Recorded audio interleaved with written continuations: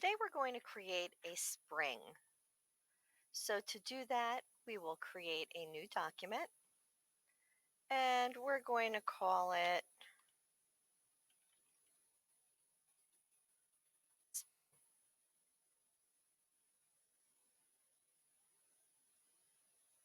okay, so we'll begin by creating a sketch on the front plane. I'll right click and say View Normal to. And let's start by creating a circle. So I could type C or click on circle and I'm going to click and I'm going to give my circle a diameter of 2 inches. Okay, and we'll end the sketch there. We'll extrude out. So Shift-D, click on our circle, and let's extrude that out 5 inches.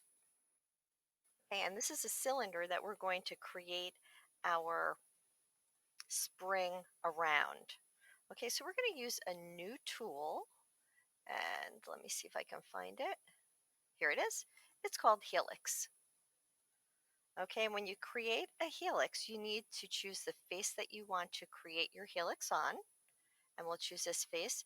Notice how I have um, some threads. Okay, you'll notice that it's clockwise, but let's come up here because there's different types of helixes that you can create. We are going to concentrate today on turns. If we were creating a bolt, we would use pitch, but for today we're going to choose turns.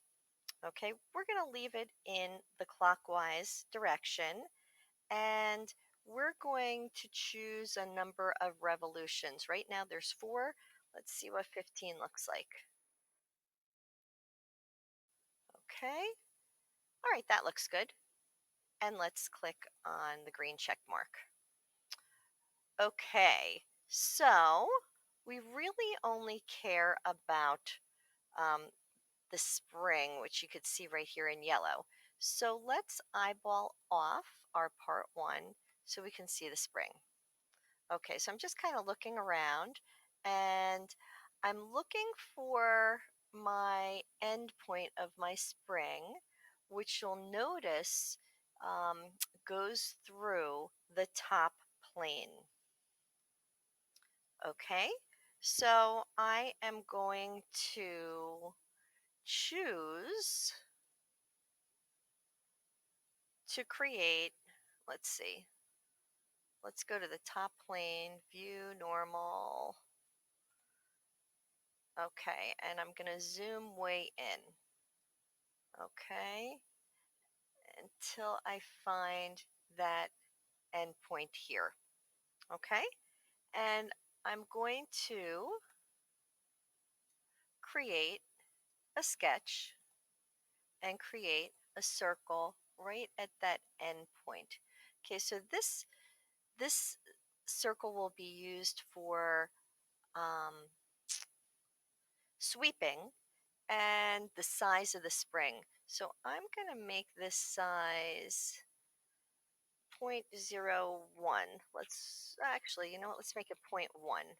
I'll give it a little bit more. Okay, and now we have the circle. I can zoom in some more. All right, so let's go back to our sweep. And our sweep is going to ask us to choose what we're going to sweep. And then we're going to choose the path that we're going to sweep. And we're just going to give it a moment because there's a lot of rendering work that OnShape needs to do. And click on OK. Let's come back to OK. And now we've got the spring. Okay, we can always go into the spring and we could um, change how many revolutions it has. So let's change it to 25. Let's see what that looks like. Might take a minute to render. Okay, so we have a more closely fitting spring. And I'd like you to create a spring for me. Choose how big you want the circle for the sweep to be, and choose how many revolutions you'd like to see in that 5-inch length.